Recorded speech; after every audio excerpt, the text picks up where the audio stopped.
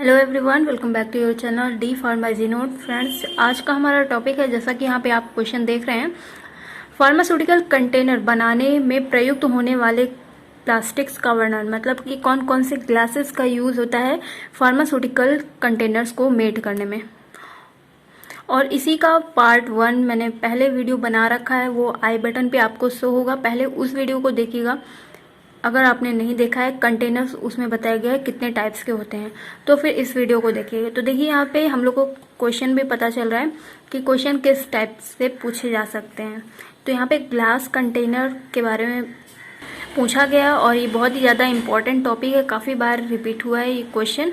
तो चलिए स्टार्ट करते हैं लिखना कि कैसे नोट्स बनाना है। ठीक है, तो आपसे ये शॉर्ट क्वेश्चन भी कैसे पूछे जा सकते हैं ये भी बताएंगे इसी टॉपिक से। ओके, तो देखिए यहाँ पे आप ये क्वेश्चन चाहें तो लिख सकते हैं, नहीं तो आप हेडिंग भी डाल सकते हैं ग्लास कंटेनर्स, या फिर उसी के नीचे जो पहला पार्ट अपलोड हो चुका है प्लेलिस्ट आपको शो होगी आई बटन पे, उसको जरूर चेक करिएगा, क्योंकि उसमें बहुत सारे ऐसे इंपॉर्टेंट क्वेश्चंस रहते हैं जो कि काफ़ी बार एग्जाम में रिपीट किए गए होते हैं, और वो न्यू सिलेबस के अकॉर्डिंग ही है। देखिए यहाँ पे लिखा हुआ है विभिन्न डिफरेंट टाइप के कंटेनर्स का यूज़ फार्मास्यूटिकल इंडस्ट्री में किया जाता है। तो जैसा मैं बोल रही हूँ वैसा ही आप लिखिएगा, डिफरेंट टाइप के कंटेनर्स का यूज़ फार्मास्यूटिकल इंडस्ट्री में किया जाता है। ओके, आपको हिंदी लिखना है बट पूरा हिंदी में नहीं लिखना है, क्योंकि नंबर लाना है, पास होना है ना, इस वजह से। ओके, तो इन बातों का ध्यान रखना है कि हिंदी में लिख सकते हैं लेकिन पूरा हिंदी में नहीं लिख सकते हैं। अब फर्स्ट नंबर हेडिंग डाल दीजिए कि टाइप्स ऑफ कंटेनर कितने टाइप्स के होते हैं। तो टाइप 1 में क्या आता है, बोरोसिलिकेट ग्लास। तो आपको हरदम याद रखना है, हेडिंग वगैरह का इंग्लिश में यूज़ करना है, हिंदी में बिल्कुल भी नहीं लिखना है। ओके, तो टाइप फर्स्ट लिखिएगा बोरोसिलिकेट कंटेनर। अगर आपको अभी जैसे कि हिंदी इंग्लिश अच्छे से नहीं कंफर्टेबल लगती है तो आप ब्रैकेट में, जैसे यहाँ पे लिखा हुआ है ब्रैकेट में करके इंग्लिश लिखा हुआ है, तो आप ब्रैकेट में करके हिंदी को लिख लीजिए, तो ऐसे याद रहेगा कि हाँ हमारा मेन पॉइंट इंग्लिश वाला है, और ब्रैकेट में करके हम लोग हिंदी को देख सकते हैं एक बार। टाइप सेकंड आपको देखना है ट्रीटेड सोडा लाइम ग्लास। ठीक है, तो पहले आपको क्या करना है, एक सीक्वेंस से, जैसे फर्स्ट नंबर पे आपने बोरिक वाला डाल दिया ग्लास, और सेकंड नंबर पे ये डाल दीजिए। पहले हेडिंग इकट्ठे डाल दीजिए, 6 हेडिंग है, फिर उनको बारी बारी से उनके बारे में डिस्क्राइब करिए। तो इससे क्या होता है, आपके लिखने की तैयारी हो जाएगी कि एग्जाम में आपको कैसे लिखना है। ठीक है, और पेजेस भरने के अच्छे चांसेस रहते हैं इन सब से, क्योंकि हमारी कॉपी रहती है 35 पेजेस की, जो कि सादी होती है बिना लाइन वाली। अगर आपको नहीं पता है तो मैं बता देती हूँ, बिना लाइन वाली सादी कॉपियाँ होती हैं, जैसे कि इस पेज को देख रहे हैं, जैसे मैंने लिखा हुआ है बिना लाइन वाली कॉपियों में इस टाइप की होती है। ठीक है, तो नवंबर एग्जाम में होने वाले, इसलिए बिना टाइम वेस्ट किए हुए अच्छे से सभी लोग पढ़ाई करें। तो देखिए यहाँ पे थर्ड नंबर पहले हेडिंग डाल दीजिए, क्या लिखा है, सोडा लाइम ग्लास। ठीक है, 4 नंबर हेडिंग है non parental glass, 5th number है कलर्ड ग्लास जो आते हैं, और 6 नंबर है नेचुरल ग्लास। ठीक है, तो अब आइए इन सभी के बारे में इंपॉर्टेंट पॉइंट देखते हैं, और इसे कैसे एमसीक्यू क्वेश्चन बनेगा ये भी बता देंगे। ठीक है, बोरोसिलिकेट जो ग्लासेस होते हैं, तो आप कोशिश करिएगा कि इसको इंग्लिश में ही लिखने का, बोरिक ग्लासेस, बोरिक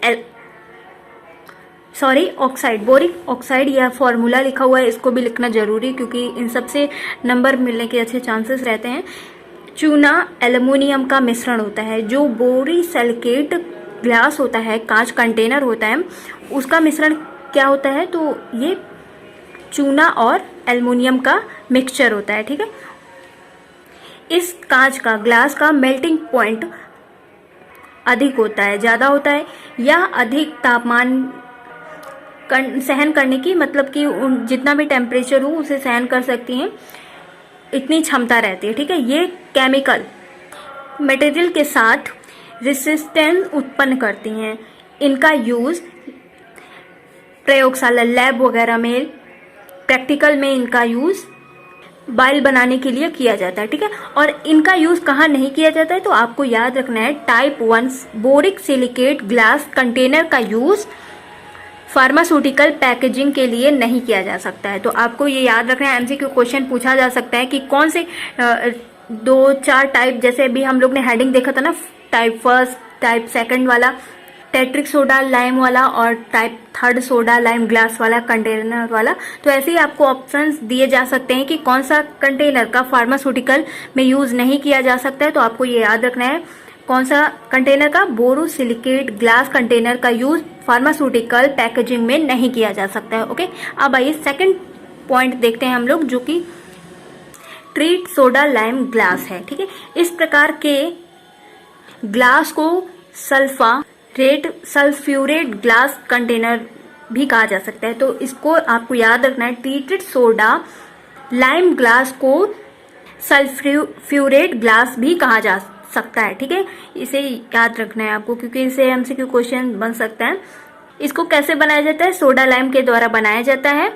जो इनमें ग्लासेस का यूज किया जाता है, सल्फर ड्राई गैसेस प्रवाहित कर बनाई जाती हैं। ठीक है, यह ग्लास केमिकल मटेरियल को रेसिस्टेंट उत्पन्न करता है। इन कंटेनर का प्रयोग blood plasma and IV intravenous fluid रखने में किया जा सकता है। ओके, जैसे कि ब्लड वगैरह की जांच या निकालवाते हैं तो उसको इन्हीं कंटेनर्स में रखा जाता है। तो आपको याद रखना है कि पूछा जा सकता है ब्लड को किस कंटेनर में, फ्लूइड को किस में कंटेन किया जाता है, इकट्ठा किया जाता है। तो आपको ये याद रखना है, ट्रीटेड सोडा लाइम ग्लास या सल्फ्यूरेट ग्लास कंटेनर में। ओके, टाइप 3 के बारे में देखते हैं, सोडा लाइम ग्लास के बारे में। यह साधारण कांच होती है glass, it is a normal glasses. Okay, इसका निर्माण सोडा एस, ये फॉर्मूला लिखा हुआ है,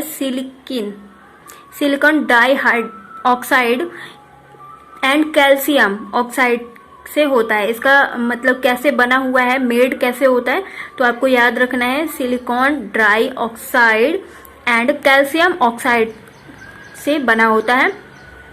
यह चीप होती हैं। चीप का मतलब क्या है, आप यहाँ पे देख रहे हैं सस्ती किस्म की होती हैं। तो आपको ये वर्ड नहीं लिखना है, आपको थोड़ा स्टैंडर्ड लैंग्वेज का यूज करना है, क्योंकि हमारी कॉपी पे थोड़ा इंग्लिश का यूज करना बहुत ही ज्यादा जरूरी है। ठीक है, तो आपको याद रखना है कि ये चीप होती हैं। इन प्रकार के कंटेनर का प्रयोग ठोस सॉलिड मेडिकामेंट रखने के लिए इनका यूज किया जाता है। ओके, कौन से कंटेनर का? सोडा लाइम ग्लास कंटेनर का यूज किया जाता है सॉलिड मेडिकामेंट को स्टोर करने के लिए एंड पैरेंटल प्रिपरेशन रखने के लिए इनका यूज किया जाता है। ओके, अब आइए टाइप 4 नंबर देखते हैं, नॉन पैरेंटल ग्लास। इस प्रकार के कंटेनर का यूज, ग्लास के कंटेनर का यूज मुख्य सेवी मतलब कि ओरल जो दवाइयां आती हैं एंड टॉपिकल प्रिपरेशन को रखने के लिए किया जाता है। तो आपको ये याद रखना है, नॉन पैरेंटल में जो oral and non parental medicine आती हैं उन्हीं को रखने के लिए यूज किया जा सकता है नॉन पैरेंटल ग्लासेस को। ओके, 5th नंबर देखिए, कलर्ड ग्लासेस।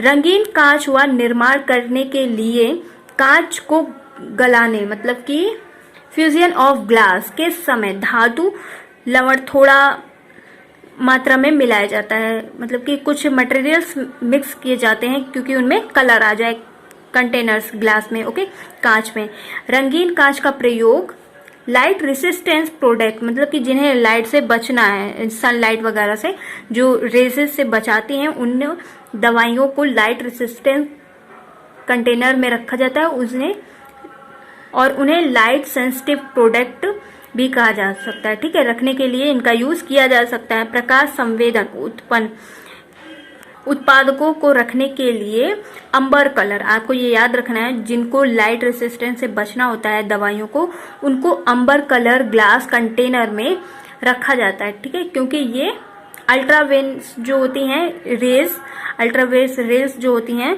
वो मतलब कि आती नहीं है दवाई पे। ठीक है, अब देखिए नेचुरल ग्लास के बारे में। आई होप आपको क्लियर दिख रहा होगा। अगर वीडियो अच्छा लगा तो प्लीज लाइक जरूर करें, और आपका जो भी कमेंट है, क्वेश्चन, कोई भी मतलब कंफ्यूजन आ रही है इस टॉपिक से ही रिलेटेड, आप फटाक से कमेंट कर दीजिए बिना कुछ संकोच किए। ठीक है, क्योंकि आपके कमेंट का रिप्लाई फटाक से देती हैं आपकी दीदी, क्योंकि हमारा यही मतलब है कि जितने भी स्टूडेंट्स की हेल्प हो सकती है मेरे से, मैं करती हूँ। वीडियो आपके लिए बन रहा है, अगर आपके लिए हेल्पफुल नहीं रहेगा तो बेकार है। इसलिए अगर वीडियो अच्छा लगा तो लाइक शेयर एंड सब्सक्राइब जरूर कर दीजिएगा अगर नए हैं चैनल पर। देखिए नेचुरल ग्लास, ये ग्लास इनर्ट नेचुरल होते हैं, ठीक है। इनका यूज एम्प्यूल को बनाने में किया जा सकता है। जो एम्प्यूल होती है ना, जो जिसमें इंजेक्शन वाली मेडिसिन भरी रहती है, लिक्विड सुई वाला, तो उसको एम्प्यूल कहते हैं। उस कांच की जो छोटी सी डिबिया होती है उसको, ठीक है, तो एम्प्यूल कहते हैं। उसमें नेचुरल ग्लास का यूज़ किया जाता है क्योंकि जो इंजेक्शन लगता है वो डायरेक्ट बॉडी में जा रहा है और फिर कोई भी इफेक्ट बेकार ना पड़े, इसलिए। अब आइए देखते हैं कि कैसे इसी टॉपिक से आपसे शॉर्ट क्वेश्चन पूछा जाएगा और आप कैसे देंगे उसका आंसर, क्योंकि ये आपके सिलेबस में ऐड है कि ग्लास कंटेनर के एडवांटेज एंड डिसएडवांटेज के बारे में बताइए, जो कि आपके लिए काफ़ी ज़्यादा इम्पोर्टेंट है और ये इजी भी है। तो आप लोग हेडिंग डाल दीजिए यहाँ पे, advantage of the glass and material of pharmaceutical packaging. Okay, आप देखिए यहाँ पे क्या लिखा हुआ है, औषधि की ड्रग्स की पैकेजिंग, मतलब मेडिसिन की पैकेजिंग के लिए कांच का प्रत्येक उपयोग होता है, अत्यधिक उपयोग होता है, क्योंकि जो ग्लास कंटेनर होते हैं उसमें बहुत सारे एडवांटेज होते हैं और फिर मतलब क्या क्या उनकी प्रॉपर्टीज होती हैं। फर्स्ट पॉइंट देखिए, ये तो क्या होते हैं लिखा हुआ है, ये पारदर्शी मतलब ट्रांसफर होते हैं, इनको आसानी से देखा जा सकता है। और सेकंड नंबर, ये आसानी से अवेलेबल हो जाते हैं। थर्ड नंबर में, ये अधिक दृष्टि में सस्ते, मतलब कि किधर भी अगर थोड़ी सी भी नज़र पड़ जाती है तो आसानी से दिख जाता है क्योंकि झलकता रहता है, कांच से साफ दिखता रहता है, ठीक है। फोर्थ नंबर देखिए, इसको बहुत सारे शेप्स आकार में बनाया जा सकता है, मेड किया जा सकता है। इनमें निम्न मतलब ऊष्मा जो सीडन वगैरह होती है वो नहीं हो पाती है और ये स्टेरिलाइज भी होते हैं, ठीक है। ये डिफरेंट कलर के होते हैं, ये भी एक एडवांटेज है इसमें। और प्लास्टिक वाले भी बहुत सारे कलर्स के होते हैं, लेकिन मतलब कि हमें पॉइंट लिखने से मतलब है ना। तो यहाँ पे देखिए मतलब बहुत कुछ ज़्यादा कठिन नहीं है, बस इजी लैंग्वेज, इजी नज़रिए से देखेंगे तो हम सभी लोग को समझ में आ जाना है। और आपकी दीदी तो है ही, आप सभी लोगों की कन्फ्यूज़न दूर करने के लिए एवरी संडे, अब से संडे लाइव आऊँगी, क्योंकि सैटरडे को काफ़ी बच्चे कॉलेज गए रहते हैं और जो हमारे पास आउट स्टूडेंट हैं वो ट्रेनिंग पे जाते हैं, तो कहते हैं कि दीदी नहीं अब सैटरडे को नहीं संडे को लाइव आया कर। तो मैं संडे को लाइव आऊँगी और जिन लोगों का क्वेश्चन कमेंट हो आप लाइव आके पूछ सकते हैं। 8 नंबर देखिए क्या लिखा हुआ है, ये रासायनिक मतलब कि केमिकली इनएक्टिव रहता है। ओके। 9 नंबर, अंबर कलर के कांच के जो कंटेनर्स होते हैं वो सनलाइट से, उनके जो जैसे अल्ट्रा रेज हो गई, उनसे प्रोटेक्ट करते हैं, मतलब सुरक्षा करते हैं, ठीक। तो ये हो गए इंपॉर्टेंट पॉइंट्स और ये ज़्यादा इतना इंपॉर्टेंट नहीं लग रहा था इसलिए मैंने इसको अंडरलाइन नहीं किया। अब आइए देखते हैं इनके डिसएडवांटेज क्या होते हैं। देखिए ज़्यादातर तो सभी लोग को, आपको ही पता होगा कि जल्दी से टूट जाता है, ले आने ले जाने में मतलब उठाने रखने में दिक्कत होती है, तो बस यही सब लिखा रहता है और कुछ स्टैंडर्ड लैंग्वेज का आप अपनी तरफ से ऐड कर देंगे तो आपका बहुत ही अच्छे से नोट्स बन जाना है। और नोट्स हमें ऐसा ही बनाना चाहिए जिसको हम लोग अच्छे से दोबारा से रिवाइज कर पाएँ, ये नहीं कि लिख लिया और फिर दोबारा पढ़ने का मन ही नहीं हो रहा है, ठीक है। तो हेडिंग डाल दीजिए, disadvantage of glass material of packaging pharmaceutical materials, ठीक है। तो देखिए यहाँ पे क्या लिखा हुआ है, दवाओं की पैकेजिंग के लिए ग्लास कंटेनर के निम्न दोष मतलब डिसएडवांटेज। अगर कोई चीज़ अच्छी रहती है तो उसमें बुराइयां भी होती हैं, ठीक है। सब चीज़, हर चीज़ सभी के लिए नहीं अच्छी हो सकती है। एग्जाम्पल के लिए किसी को कुछ खाना पसंद रहता है, किसी को कुछ। देखिए फर्स्ट नंबर में क्या लिखा हुआ है, क्षण भंगुर मतलब कि फ्रेगल होने के कारण आसानी से टूट जाते हैं चट से। ओके, जैसे ये मेरा पॉट है, देखने में कितना सुंदर है, बट अगर थोड़ा सा धक्का लगेगा तो टेबल से नीचे आ जाएगा। इस वजह से अच्छा तो लगता है मुझे ये पॉट बहुत, लेकिन बहुत ही ख्याल से उनका ध्यान रखना पड़ता है, ठीक है। अब सेकंड पॉइंट देखिए क्या लिखा हुआ है, मतलब कि अधिक टेम्परेचर के अंडर आ जाते हैं, ज़्यादा इनको टेम्परेचर लगता है। जैसे कि हम लोग गैस पे नहीं रख सकते हैं ना कांच के कंटेनर्स को, तो वही लिखा है, टेम्परेचर में परिवर्तन होने के कारण ये क्रैक हो जाते हैं, ठीक।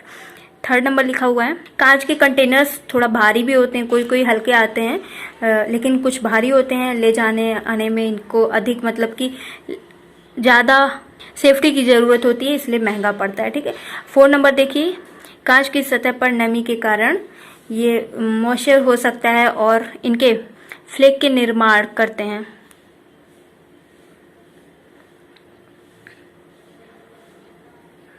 को अच्छे से समझ में आया होगा और कवर हुआ हमारा पूरा कंटेनर वाला टॉपिक। पहले वीडियो मैंने इसका एक पार्ट बना रखा है, अगर आपने नहीं देखा है तो प्लेलिस्ट की पूरी सीक्वेंस आपको आई बटन पे दिख जाएगी। अगर आपने नहीं देखा है तो देख लीजिएगा, और अगर वीडियो हेल्पफुल लगा है तो please do like share and subscribe this channel. Thank you, take care, I am to next video, bye guys, subscribe.